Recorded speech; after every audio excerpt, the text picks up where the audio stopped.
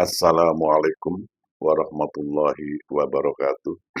Para pemirsa, saya ingin urun rembuk ya soal Farhad Abbas yang menduga atau akan membongkar perzinahan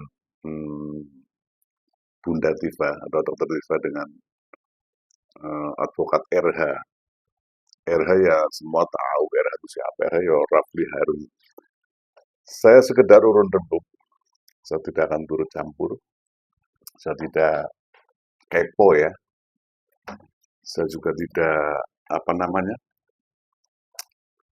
eh, malah memperkeruh situasi suasana tidak. Cuman saya sebagai warga RI, saya punya naluri, saya punya nurani, saya punya hak ya, dan saya juga punya kasih ya, punya sayang, punya cinta kepada Mas Refli Harun, kepada Bunda Tifa, Mas Roy, Mas Farhad dan seterusnya. Jadi saya perlu berpihak. Jadi keberpihakan itu perlu karena agar saya tidak disebut sebagai orang yang tidak punya pendirian, tidak punya pendapat, tidak punya keberanian, saya penakut, pengecut, dan sebagainya. Tidak.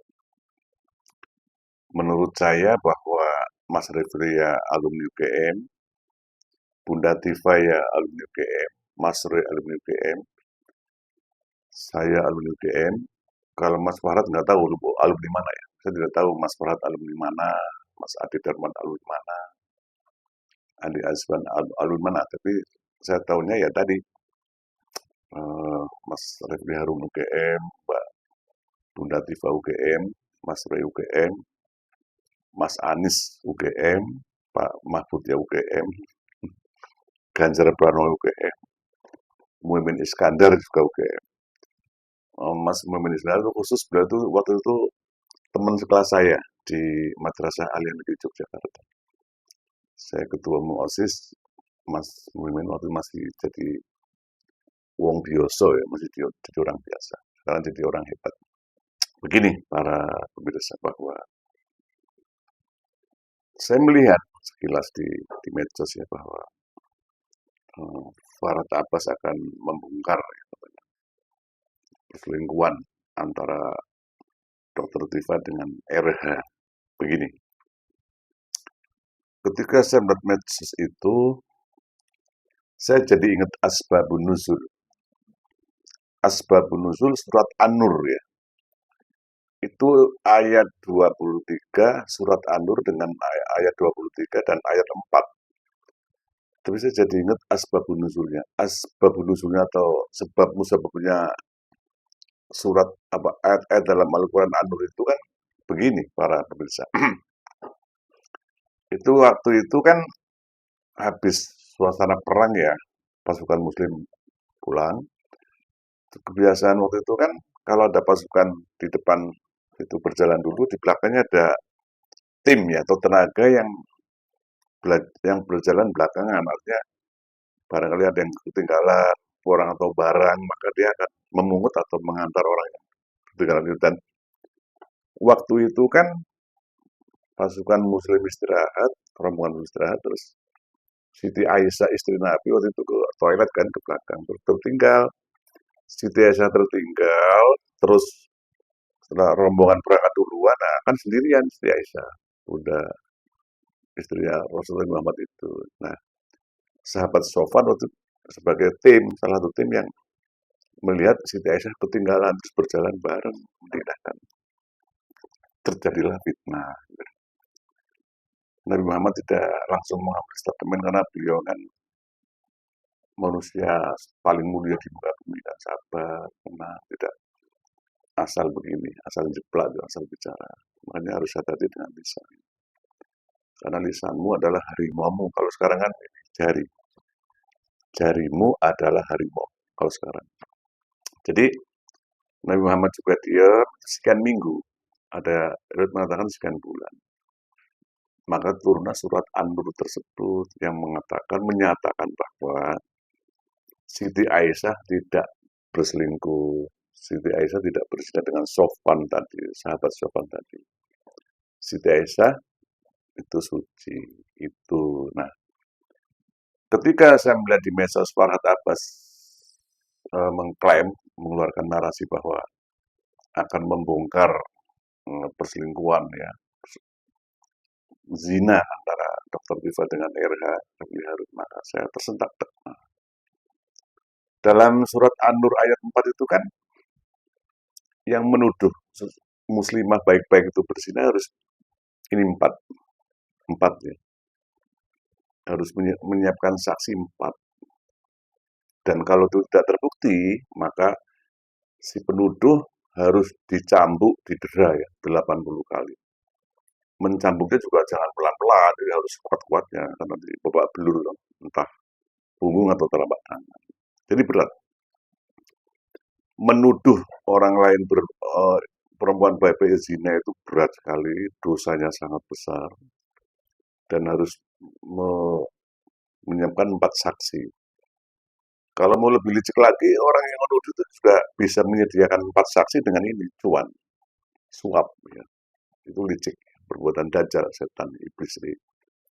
Maka dari itu berhati-hatilah. Jadi kalau zaman sekarang ya dengan bukti ini, CCTV atau ini di video dan sebagainya. Jadi saran saya pada Mas Fuad Abbas, ini harus hati-hati, gitu. Jangan sembarangan begitu. Itu yang ayat 4. Jadi harus menyediakan 4 saksi dan kalau nggak terbukti atau memfitnah itu harus dihukum 80 kali cambukan pakai rotan dan dan di muka umum, untuk efek jerah. Yang ayat 23-nya kan surat An-Nur, mohon para pemirsa cari sendiri ya. Karena kalau saya harus menyediakan Al-Quran, baca, apalagi bacanya di lagu-laguin ya. Iya kalau suaranya bagus, kalau suaranya 11, 12 yang siapa itu? Yang Iwan Fals. Padahal Mas Iwan Fals tidak fals. Udah bacanya kemaki, kemancil, kemblidi, keras baca Quran, suaranya fals. Bikin orang lain nggak seneng tapi jadi senok. Jadi kita beragama juga hati-hati, jangan kita teriak-teriak, sholawatan, adzan, takbiran, tapi apa keras banget, terus fals banget itu orang bukan malah seneng tapi enak ya. Yang tak sakit gigi malah misu-misu. Jadi Allah maha indah, maha lembut, maha baik, maha bagus suaranya. Maka kita harus begitu, harus baik, harus lembut, harus indah begitu. Jadi para pemirsa bahwa yang ayat 23 ini kan Allah akan menimpakan azab, azab yang sangat pedih, azab yang sangat dahsyat, azab yang sangat mengerikan dunia dan akhirat pada siapapun yang menuduh seseorang berzina dan nggak terbukti dan itu fitnah, apalagi politis. Karena era sekarang ya era apa ada AI,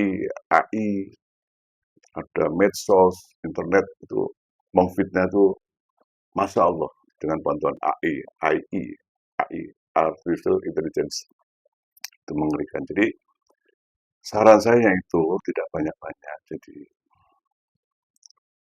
marilah kita menjadi orang yang bijak ya bahwa hidup ini kan hanya sekedipan mata. Ya. Hidup ini kan hanya sekelebatan pedang. Untuk apa ya kita kaya raya? Untuk apa kita terkenal, masyhur, dikenal orang banyak, dikagumi, kita ganteng, kita cantik, kita kaya, kita hebat. Itu nol ya. Nol itu gak ada apa-apanya. Jadi kita harus ingat pada sangkan paraning dumadi. Sangkan itu kita dari mana ya. Paraning dumadi kita mau kemana. Paraning, marani kemana, menuju kemana. Dumadi ini kan diri kita ini dijadikan Allah untuk apa. Jadi kita jangan. Saya sempat bergaul dengan Mas Farhad Abbas. Ya. Saya juga banyak menerima berbagai info tentang beliau, tapi kan ya ada urusan. Karena kemuliaan tertinggi adalah kita berupaya menutupi aib sesama kita, apalagi sama muslim. Jadi Kita jangan karena politisasi, jangan karena politik ya, jangan karena uang, jangan karena iming-iming jabatan, jangan karena ada upaya misalnya pengalian isu ya kan, penggiringan isu. Karena saya melihat juga kan posisi Mas Refli Harun jelas sebagai advokatnya Mas Roy dan Bu Tifa, Dr. Tifa. Saya juga melihat dengan jelas gamblang Farhad Abbas juga sebagai kubu sana yang sangat berlawanan, tabrakan terus. Tapi saya mohon kan masing-masing menjaga rem, gitu, mulut. Karena mulut kita, tangan kita, kaki kita, kuping kita, mata kita, rambut kita semua nanti bicara. Gitu. Kita jangan terkecoh oleh iming-iming ya, iming-iming nama besar, terkenal, uang ya, dan sebagainya. Seperti kasus itu yang Mas Roy Suryo dapat uang 50 M itu kan juga AI kan, yang Dokter Tifa katanya 5 hari di Solo, Dokter Tifa minta apa akan minta maaf, akan minta RJ, restoratif justice juga AI yang diucapkan oleh Rismon gitu loh. Kan bisa Rismon cuap-cuap, terus tulis apa yang diucapkan dari style, itu suaranya Rismon. Tapi kan AI hoax kan, nah, pasukannya nyebar kemana-mana. Jadi masyarakat awam ini kan kasihan, taunya ya tadi Mas Roy menerima 50 M, padahal saya yakin, saya berani bersumpah Mas Roy Suryo tidak.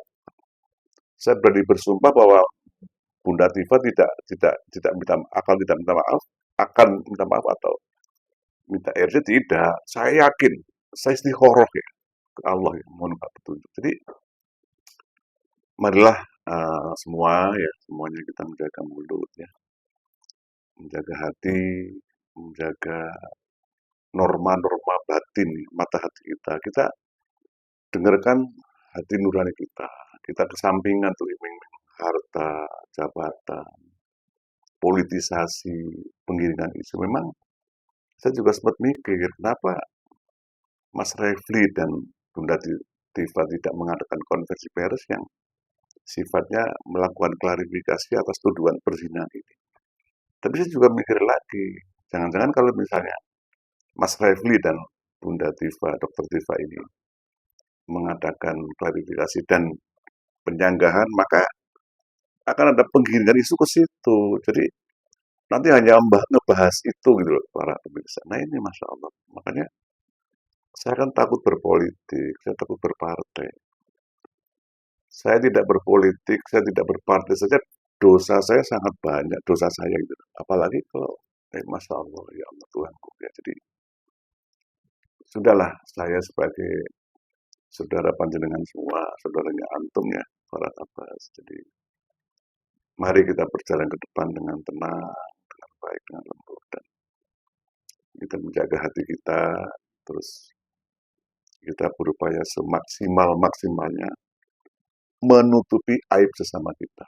Kalau kita rajin menutupi aib sesama, maka Allah juga akan menutup aib kita. Semua manusia ditutup aibnya oleh Allah. Semua manusia.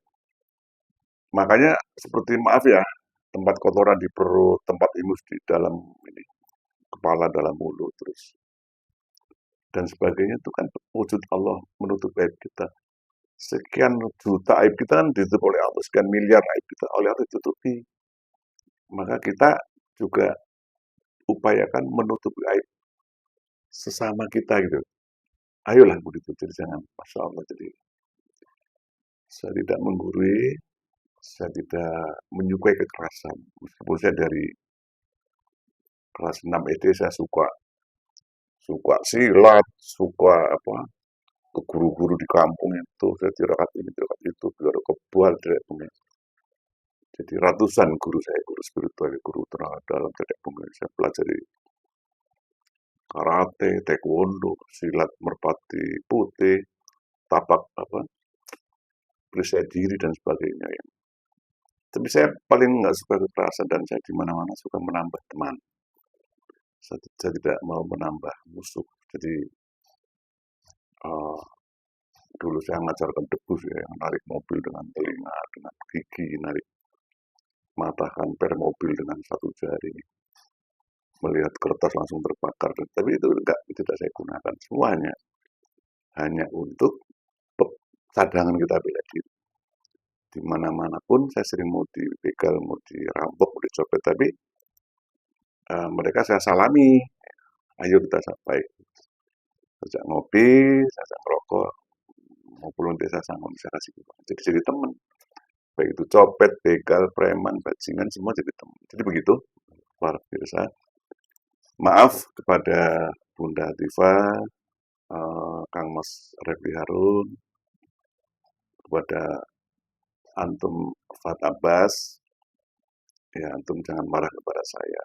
Saya ingin berjabat tangan, saya ingin baik, semuanya untuk kebaikan. Tapi saya pun tidak lari kalau ada yang mau beli. Karena itu saya punya semua, tapi saya tidak akan gunakan. Kecuali amat sangat terpaksa sekali, Bang. Maaf bila ada keliru kata, berkah semua bagi yang melihat ini. Salam berkah selalu, semoga Allah Subhanahu wa Ta'ala memberkahi kita. Assalamualaikum warahmatullahi wabarakatuh.